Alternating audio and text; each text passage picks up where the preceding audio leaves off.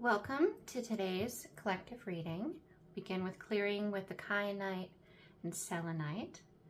As you can see, today seems to be quite a bit about intuitive communication for the highest good of all.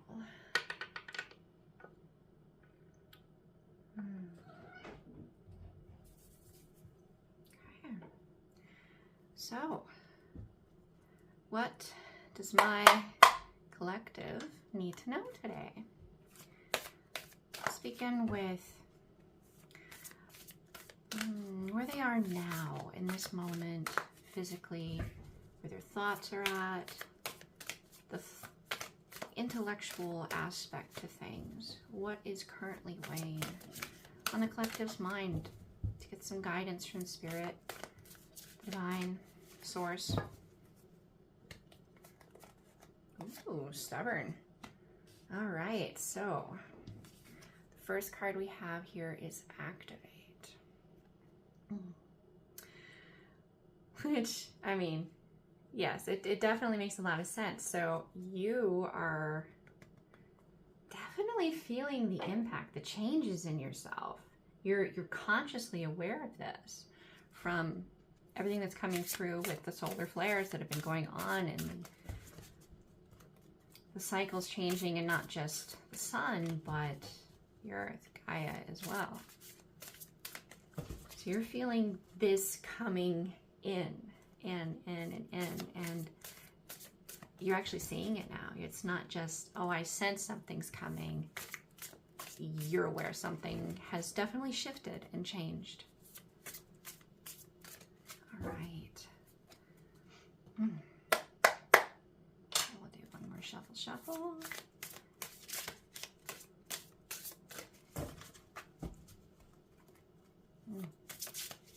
Okay, so that one wants to come out. So we have the Chariot, upright. And this is a little more for the higher self coming in, your future self. Possibly even some wisdom coming in from past self as well, as really your higher self is present within all of you. So there's this balance, more predominantly focused. If you look at the color scheme, is really standing out to me with this this tiger, this snow tiger. I think you could probably call it that because it's just this beautiful white. You're very focused on the light, very driven towards it, but you're not disregarding, you know, the shadow aspect that only adds to the focus. It adds momentum, and there seems to be a change. Like the wind is pretty calm over here, aside from this, you know, coming of the storm, but over here it's just whew. So you're being cleansed as you move forward. You're releasing what no longer serves you. Ooh.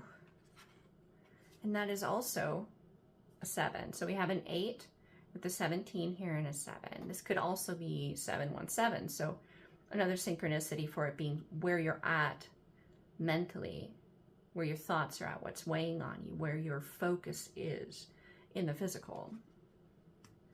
So 717 is an angel number. It also has synchronicities in like the Bible and whatnot to really ground into it being present in the physical.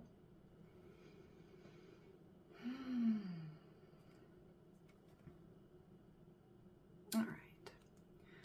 So I'm going to have just a little more information here for the collective. More specific messages. Now this deck, I do have inverted cards in them. Sometimes the inverted can have actually quite often the inverted can only highlight what you don't typically see as a positive, but because it causes you to go, oh wait, what? Huh? Just like that reading with the Rubik's Cube. Look at it, flip it around. can reorganize it, you know, see what really is coming to you that's not so stuck in face value. Look deeper.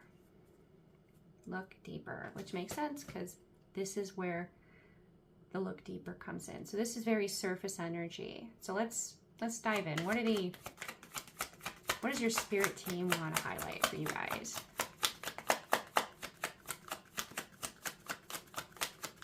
I like to do some teaching as well, some explaining. Okay, so we have death, rebirth. This is number 13, which would come down to a 4, so it's foundational. There's a letting go of what was, moving towards what is. It's not necessarily other, it's just new. It's just evolved. Just as when you were 4, you were very different than when you were 7, 8.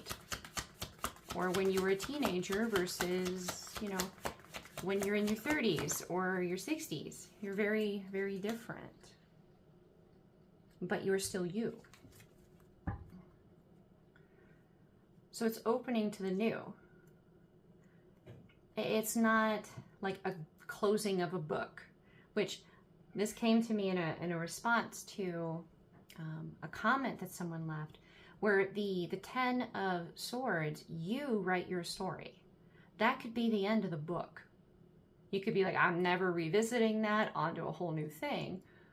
You could decide if it's the ending of a chapter and it's the beginning of a new chapter, but it's not saying goodbye to all the characters and the scenario yet. You write that story.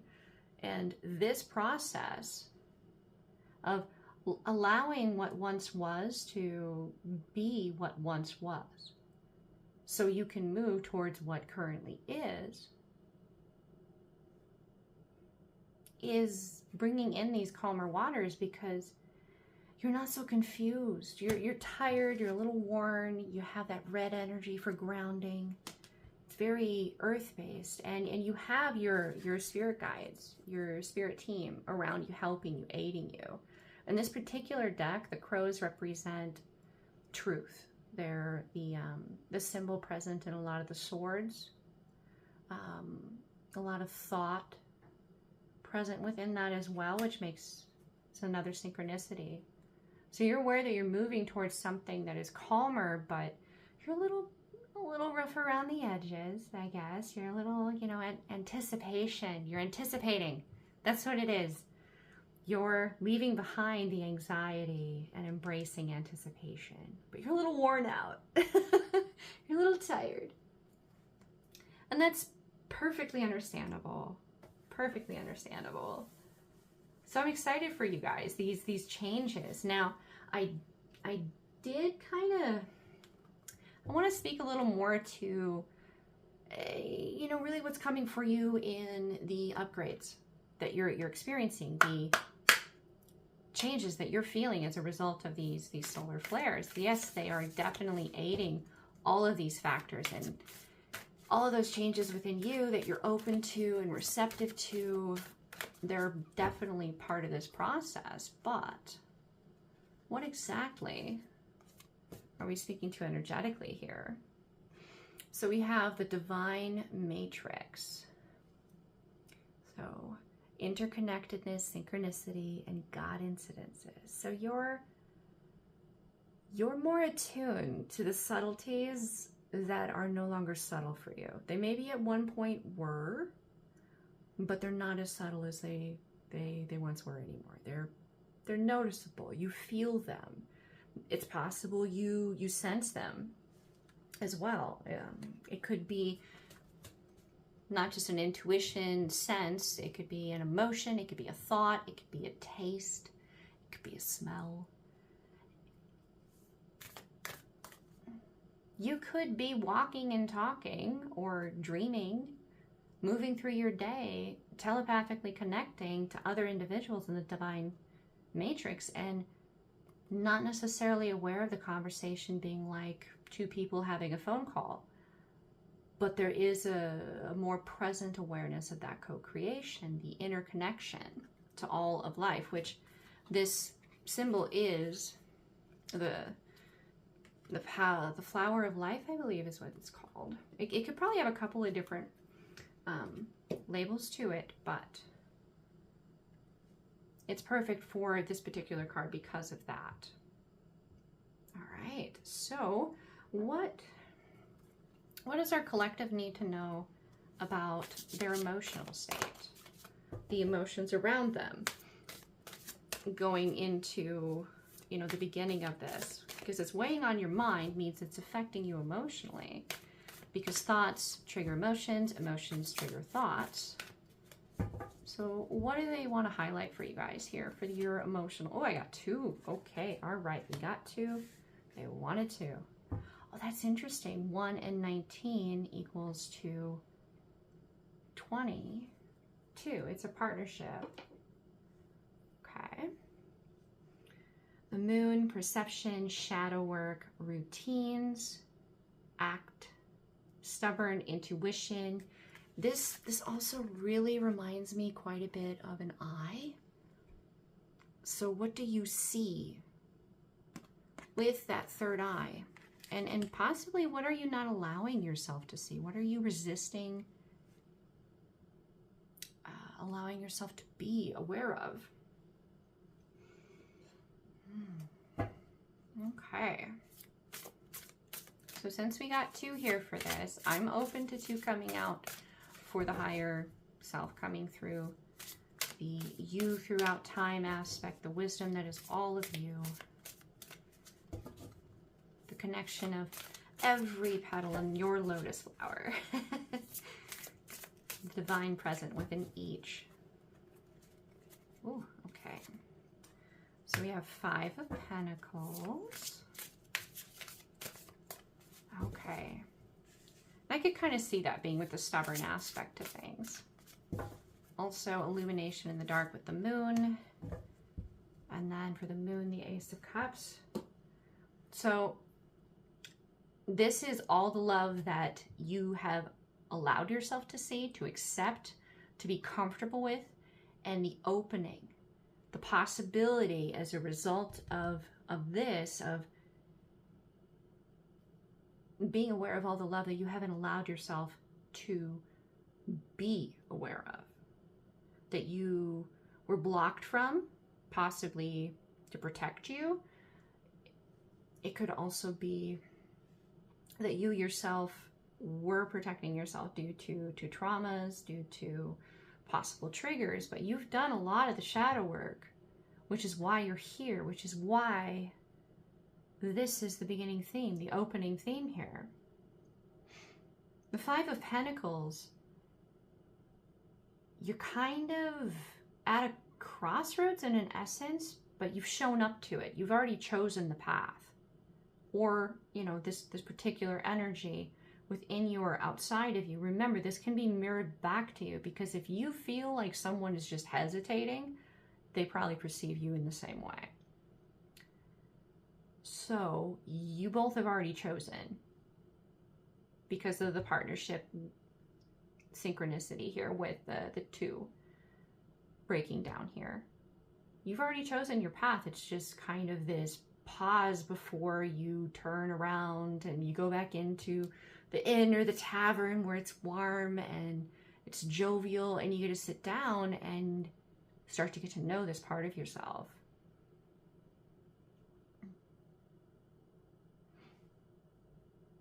There's a definite hesitation. I sense a feeling of not feeling like you're enough. This is the beginning of a healing that only this mirrored energy, this other energy, can really help heal within you. Because honestly, nobody else could even get to you this way, let alone be able to heal this, transmute it, where you would believe it completely. Because this is a situation where you have a soul contract. Like, they literally hold so much of you in their backpack. So much of you in their backpack. And with that, I'm actually referencing something that I encountered years ago. So my invitation to you here with this, if you're really kind of like you're letting go of the anxiety and wanting like to empower the anticipation, my advice, which as the channel this could be coming through, you know, from any source that it resonates for you from through me, is to think about it as though you're going inside and you're sitting down and you're talking to yourself. Not that you're talking to someone that's a complete stranger that you don't know, you know nothing of, because they do mirror you. So you have a lot in common. This other individual here is just someone to kind of maybe give you a little bit of courage. Be like, yeah, it's really cold out here, bud. You better go inside. Like, it could be something as superficial as that in passing. That's like, yep, I guess it's time to like move on with life, to begin this new chapter, this new book, however you choose to write that. But you're not alone out there in that cold in that moment, even if this person, this individual has no idea what's going on. You and or this person are in this very similar spot, and you just have that hesitancy, and this person just grounds you with a very simple statement that has nothing to do necessarily with what's going on with you. And that grounding allows you to be able to be open to the concept that this is just a person, just like you. They have faults. They have things that you're going to find absolutely amazing and perfect, but they have imperfections, just like you. This being a soul contract, this being something that's coming up in this reading, definitely. Those imperfections that you are so worried or concerned about, they're gonna like find them amazing and awesome and like sweet or endearing or kind of cute, or you know, like they're gonna celebrate your imperfections, and you're gonna find yourself going, wait, what, you feel bad about yourself because of this? I think it's awesome. So you're gonna be showing each other these things back and forth, and this is like a once in a lifetime kind of deal. Like, why not? How can you not have regrets and walk away, right? Like, how could you not regret staying outside? It's just that getting over that moment of like, this person is not somehow better, above, or, you know, has achieved some perfection level that you could never attain. No, they're right where you are. You both are exactly where you're meant to be. Exactly where you're meant to be. Okay, so, whoop. All right, so we have Seven of Swords. Okay, that kind of hopped. So we're gonna do, okay. And that makes sense. That makes sense. This is like your anxieties, your thoughts that are making it hard for you to believe that this could actually be a thing. Well, two perfectly fell out. Okay. So, I mean, this one's on top, so I'll read it first. Okay. I'll just kind of have these tell a story here. So, it's like, where are you deceiving yourself? What wisdom are you bringing with you? What are you leaving behind? It's a reaffirmation of what you're moving towards and how this hinders or empowers your ability to believe that A, you're enough, B, someone can love you like this, C, that this is even possible. And this disconnect, being that it's inverted, implies that you're open to it, actually, which is kind of interesting. You'd think that being upright, it would be, yeah, I'm open to this, but if it's upright, there's this dissonance, this disconnect, this ungroundedness, right?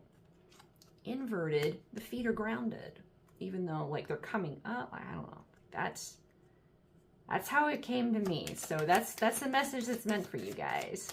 And we have the Hermit, the rising above the deception, the rising above the illusion, the owning of writing your own story. That even though you may feel like you're the only light in this very gloomy background, you are aware of being that, and that you're in this environment. You're not disconnected from it. You're just apart from it. And this can definitely be coming in with these upgrades, this choosing to rise above the anxiety and own the anticipation, to choose the positive, consciously choosing the positive. And that's something that can really truly, all of this is something that can really truly be fully embodied when you're open to loving yourself, when you see your worth, when you understand that even doing these things that are challenging, the fact that you're doing them is an act of self-love. That you're open to that is an act of being willing to accept yourself where you are, see where you want to go, and work with yourself through that to choose the path that you desire most. Every other cup here in the Seven of Cups is karmic in some way. There's some lesson, some dead end, some challenge that doesn't lead to an overabundance of emotion. This flooding of joy and happiness. And I say that because you have little sparks here within the water. I mean, yeah, it looks like it's flooding, but that cup is so full that it's still got water coming out of it and it's upturned. Actually, it's kind of like a bowl, but still, like, you know which one you want. You're just a little, I'm not sure. Is it time? Is it time? It's time.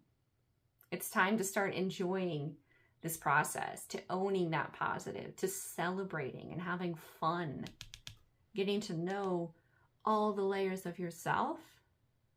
Yes, but also understanding how you're perceived by the other person in this contract with you, seeing yourself reflected back to you. All these hurts, all these, and I keep doing quotes because it's like your imperfections. It's possible that your imperfections have been messages you've been getting from people around you that have been karmic. So the very thing that you think you would never be accepted for may end up being something that you laugh about later for, I can't believe that I thought this, or, oh gosh, just the weight that was lifted off me when I shared this thing or opened up about it, and you were just like, wait, what? No, I like that about you. I adore that about you. That is what this card is leading to. Okay, so what do we have going on here in the more higher energy, kind of like overflow here with these upgrades that have been coming through in your very observable change that has been occurring as a result of these solar flare upgrades. Whoop. Okay, soul star activation. Fulfilling soul contracts. How choice. Remembering who you are. And you have the Merkaba here as well. So, and then just this beautiful bird.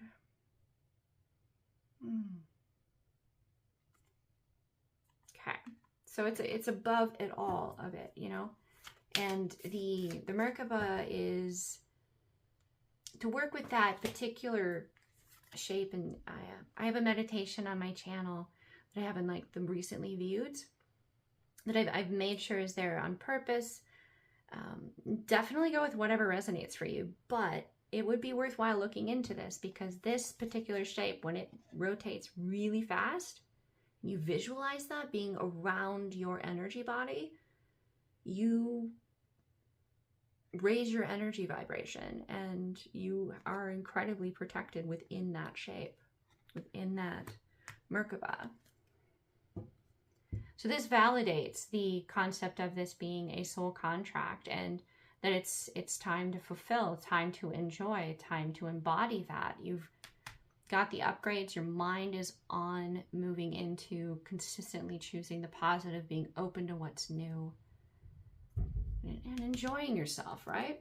Having fun. You've done the shadow work. You've worked through the dark aspect of this to be able to enjoy where you're going. So for the collective tuning in here, what do we need to know about, you know, really like advice going forward into this? I mean, we've spoken a lot on the higher self. The higher self and your spirit guides are incredibly present here. So what advice do they have for you going in to this next stage? Possibly a little more focused on the spiritual aspect within self. Okay, so we have two that came out here. They just, they wanted to. Okay, so this one was on top. So, okay, we're gonna read that one first. So we have number 29, which breaks down to an 11. I find that really interesting. You have a scythe here, nurture, all those. You have a rainbow in there, you have a mirror, and all the sunflowers. Harvest, nurture, pampering the self. And Cancer, immerse, which very emotional. Cancer is also a very nurturing parental vibe as well. So I'm getting this is a lot about nurturing yourself, parenting of self.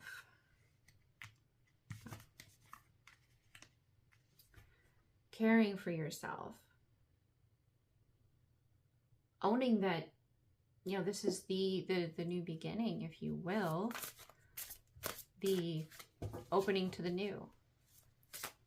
Not so much new beginning. It's just, this is the next chapter. Unless you choose for it to literally be a whole new book. 9 of Cups. Now, I typically don't read this particular deck inverted, but that did come out inverted, which to me is just a reaffirmation of where your mind is at. You have to consciously choose. Instead of counting 9 empty cups, counting 9 cups that are filling currently, if not already there. Choosing to see that instead of, you basically create it that way with what you give your focus to. If you choose to see them as empty, well, then they're going to remain empty. If you choose to see them as full, yet again, inverted. Oh my goodness. Okay. So Knight of Cups. Oh, I almost said 9 of Cups again. So this is definitely mirrored back to you. Plus you have, it's not really a mirror, but this garb this individual is wearing, which this definitely seems to be more of a masculine figure, is set in an older time. And the candles, they're all in front of what looks to be a painting. And it's not someone that's holding the same posture. So maybe they're remembering someone, manifesting someone.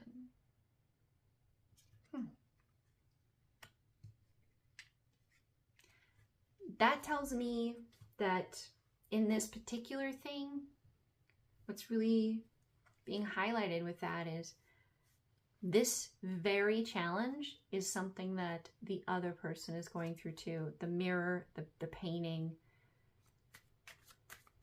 the choosing to see, instead of 9 empty cups, it's 9 full cups, instead of this like Oh, that's another way too. Some people in the collective, this will resonate with you more, where it's a, you know what, I'm not trying to manifest it anymore. It's here. It's here.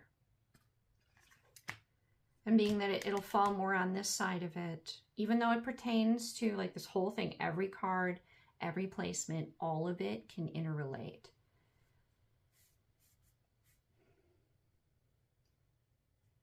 Possibly you're just like, you know what, it's here. It's here.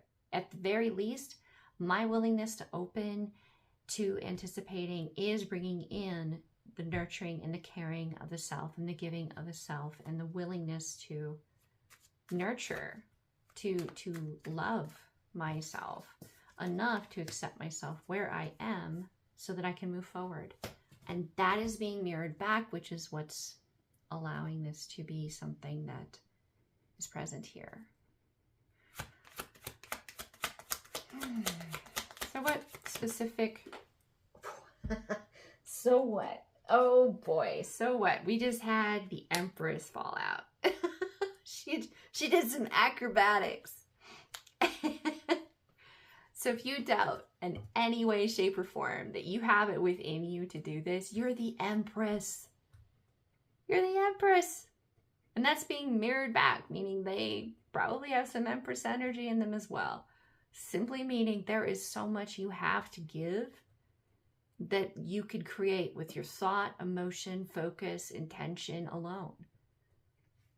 You have so much to contribute. This balance, that's both of shadow and light. It's both of assertive and receptive. Divine present in Gaia. Divine present in like 5D, present in 3D. You have so much to give and you're in balance.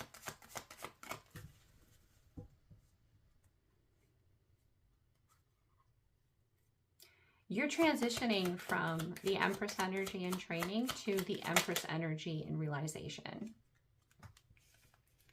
So the Empress energy in training can also be somewhatly embodied in the 9 of Pentacles. So that may be a synchronicity for some people watching here. And then we have the 10 of Cups. So that, yet again, an affirmation of it being balanced, being able to enjoy yourself now that you've done all the shadow work.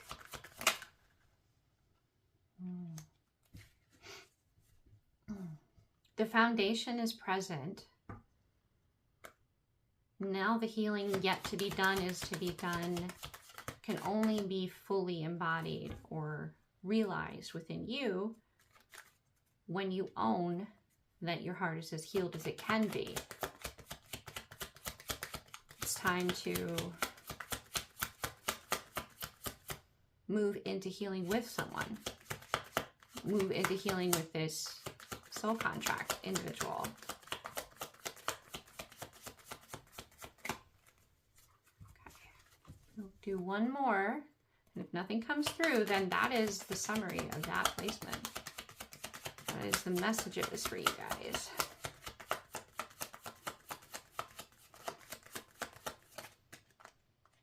Okay, stubbornness. Maybe you didn't flip out, but you certainly didn't want me to continue. That card has so much power on it. I don't know if you guys can feel that, but wow. Okay, so your shadow work, all that ick, all of that anxiety is present within this dark, right? So you've been allowing the light to move through you to release the dark and go into this like whirlpool, like it's like a drain. It could also be, you know, a black hole that you're turning into a white hole as, you know, the light moves through you, taking the dark and cleansing it out, taking the anxiety and allowing you to embody in the anticipation. That cleansing is something that will help you move through this. If to just have that image of the light moving through you and clearing out the the negative, the insecurities, the constant self-critical messages that you just know are not yours, right? You're capable of doing that now more than probably ever before, because you're far more tuned in and connected, which means others that are doing this, they're doing it with you in their own way. And there's the sharing of that mastery amongst all of the individuals that are going through this. You're not alone. You are not alone. There is no question that you're not alone. Okay, so we're going to summarize here for you guys the guidance for today. This is an absolutely beautiful message. Get some Moonology cards here for you. Ooh, okay, that one flipped. Okay, so we have full moon in Taurus. Detoxify. Yeah, every time you're feeling something that's really just tugging on you really hardcore and you're like, oh, I feel so negative and stressed right now. Oh boy, okay. So both of those, just take a deep breath, pull in the light, and exhale the dark into this visualization. Or like however you do this process for you in particular, but that visualization is very, very powerful. So we have last quarter moon in Pisces, talk less, feel more. And first quarter moon in Taurus, release control. Okay. Do just one more. So this Pisces, this is a mirroring. To talk less, feel more. Possibly have something to ground you that reminds you to go slow, to breathe. Especially as you're moving into this communication here, because this is being mirrored. When you're having a lot of anxiety, they're experiencing more anxiety. So talking less, feeling more, choosing consciously what you want to feel more, and releasing the need to control every aspect of the interaction and just be. Just be. And challenge yourself to keep your heart open. Speaks to, don't jump to a conclusion. It may be a defense mechanism to be like, oh, this looks like it's going this way, so I'm just, and then you're gone, and they're like, wait, what? What just happened? Huh? It can be a miscommunication. Because more than likely, if this person is mirroring you, they've been through things too. And they've been judged harshly, and they've been hurt, and it's uncomfortable for them too to be so vulnerable.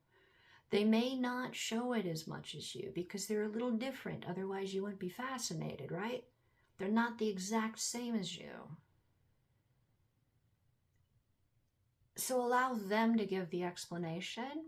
Let them know give them space to explain, to elaborate. And if you're really curious and it's really weighing on you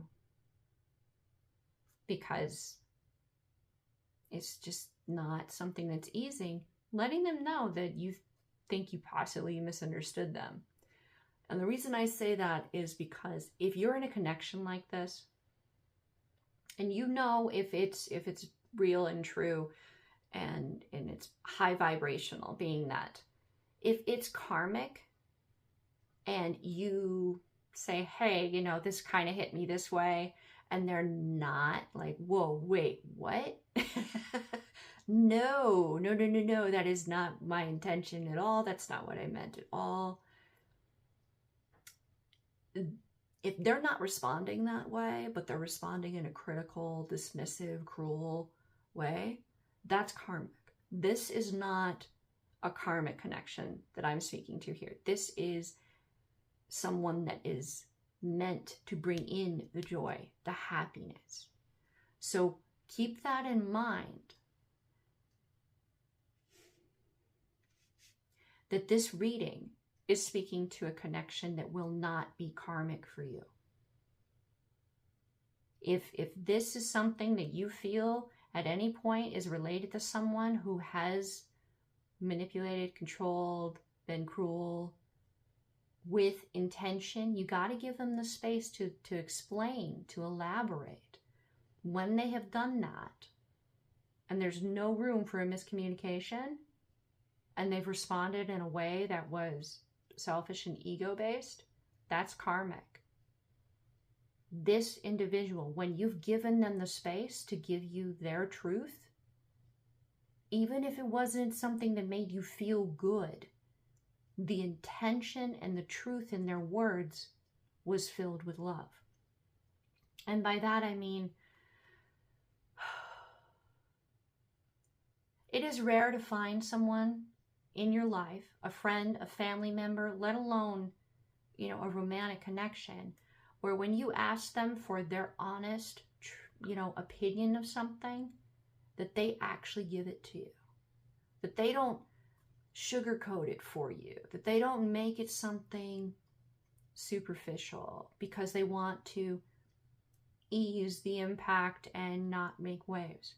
It is rare to find someone who will actually give you the truth as they see it, because they are loving you enough to respect that you asked them for their truth.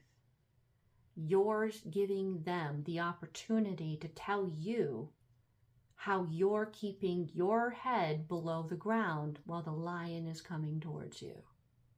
You're giving them the opportunity, because you asked, to tell you what's in your blind spot.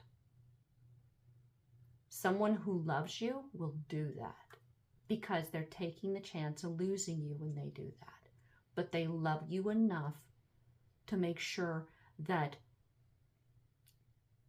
they do not have the karma on their head of knowing they could have warned you, but they didn't. They loved you enough to make sure that you knew, because they love themselves enough to not have that weight on their head, on their heart. Loving the self is loving this other person. There's a difference between, say, like, does my ass look big in these pants? And them going, no, it doesn't. When really, like, you should probably put on a different pair of pants. That would be more flattering. That it doesn't emphasize your figure the way that you would like it to. Those are things like where they're telling you that. The difference between that. That's a very basic way of approaching it there. That was a real tangent, but so much wisdom in it. So much wisdom. So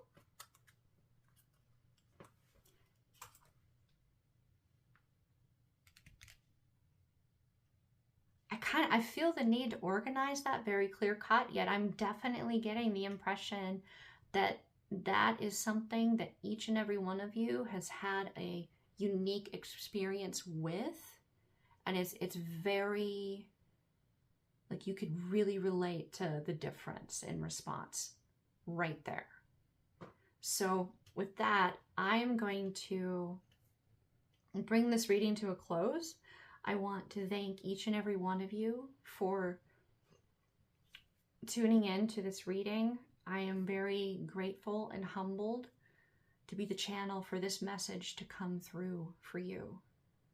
I'm incredibly excited for you, and the divine within me honors the divine within you. Namaste.